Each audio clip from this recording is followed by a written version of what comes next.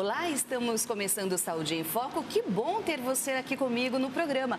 Hoje nós vamos falar sobre acidente vascular cerebral ou derrame, que pode causar incapacidade física e mental nas pessoas. O socorro rápido é fundamental para evitar sequelas graves. Quais são os sinais? É possível evitar um derrame?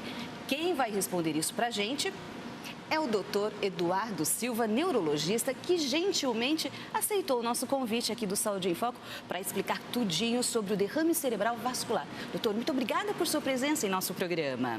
Obrigado pelo convite. Então, vamos à primeira questão. O que é derrame? Ou acidente vascular cerebral, que é o nome científico reconhecido. Nada mais é do que quando ocorre duas situações, uma por bloqueio do sangue, o sangue não chega até determinadas áreas do cérebro, então o que nós chamamos de derrame isquêmico. Isquemia é falta de sangue. E isso leva a uma hipóxia. O que é hipóxia? É falta de oxigênio. Então, se o sangue carrega o oxigênio e é bloqueado o acesso de sangue no nosso cérebro, então, além do sangue que leva os nutrientes, também leva oxigênio, levando a isquemia, que é falta de sangue, e, no caso, também a hipóxia, que é falta de oxigênio. Então, esse é um tipo de derrame. E o outro derrame, que inclusive costuma ser muito mais grave, é o derrame que chama hemorrágico ou AVC hemorrágico. Esse AVC hemorrágico, quando ocorre? Quando há um sangramento em alguma área do cérebro ou da calota intracraniana.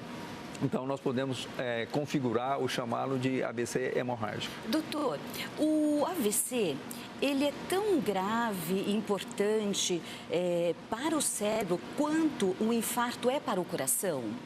Eu acredito que eles têm algumas situações semelhantes, mas na minha percepção ele é mais sério. Por quê?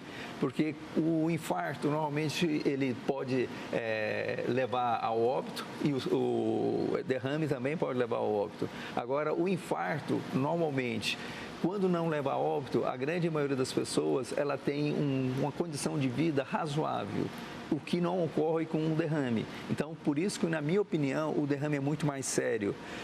Por quê?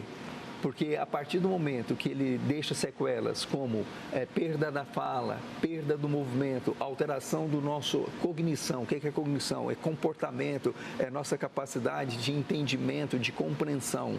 E o derrame provoca isso, o infarto não. Então, na minha opinião, o derrame deixa muito mais sequelas do que o próprio infarto. O derrame é a segunda causa de morte em nosso país e justamente a incapacidade também é muito grande depois que uma pessoa sofre um derrame, é seríssimo mesmo. Temos que falar sobre isso, né, doutor? Realmente, como eu falei anteriormente, o infarto do coração, ele quando não mata, ele não aleja, entre aspas. E o derrame, quando ele não mata, em muitos dos casos, ele deixa com sequela. E essa sequela pode ser uma sequela parcial ou uma sequela total e definitiva. Ela pode ser temporária ou definitiva. E quais são as maiores sequelas? Quando dá no hemisfério esquerdo, que é responsável pela fala, ele deixa a pessoa ou com dificuldade para falar, que o termo científico é disfasia, ou não fala nada, que é afasia. E temos duas condições de comprometimento da fala. Uma fala de compreensão, às vezes você está conversando com as pessoas, pergunta o nome delas, pergunta a profissão, quem é o cônjuge dela, às vezes a pessoa está casada há 50 anos e não sabe, ela não compreende o que você está falando. É a compreensão da pergunta, a decodificação da pergunta. Justamente. Então ela não consegue decodificar o que está sendo comunicado com ela. E a outra situação é a fase de expressão. Ela entende, o cérebro dela consegue codificar, mas ela não consegue expressar. Então, há um bloqueio na memória dela de o que ela quer falar. Então, ela não consegue ativar a fala através da expressão. Ela não consegue verbalizar. Essa questão do lado do cérebro que o AVC pode acometer interfere na gravidade da ocorrência? Normalmente, nós ocidentais, a grande maioria, eu acredito que em torno de 85% a 90%, são hemisfério esquerdo dominante. O que é esse hemisfério esquerdo dominante? Quando as pessoas são muito lógicas, muito racionais, muito matemáticas, 2 mais 2 são 4.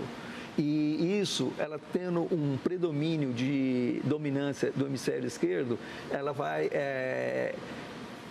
fortalecer ou ela vai sinalizar um predomínio de movimento do hemicorpo direito. Então, o cérebro, ele tem as vias cruzadas. Então, o hemisfério esquerdo domina a metade do corpo direito e o hemisfério direito domina a esquerda.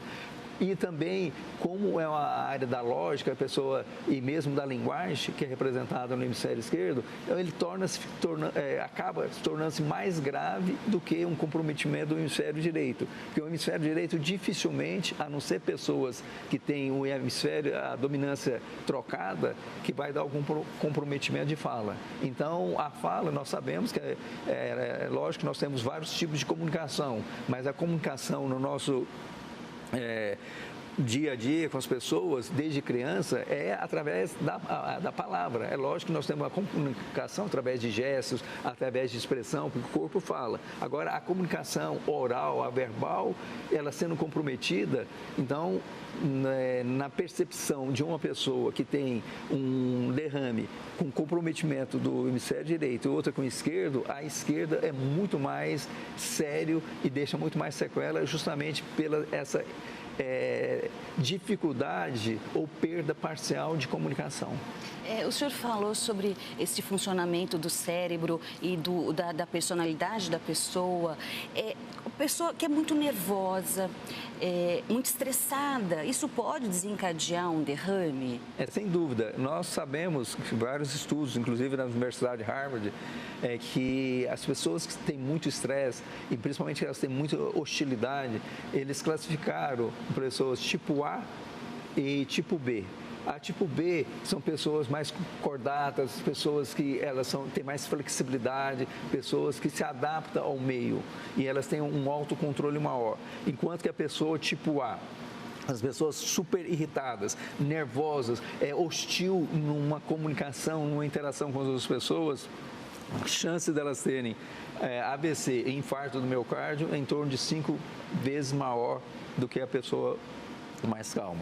Então, respondendo a sua pergunta, realmente, as pessoas que têm um autocontrole emocional, elas levam vantagem de ter chance de ter acidente vascular e infarto do miocárdio. Mais do que nunca buscar calma, paciência e esse autocontrole, doutor, para a gente ter saúde.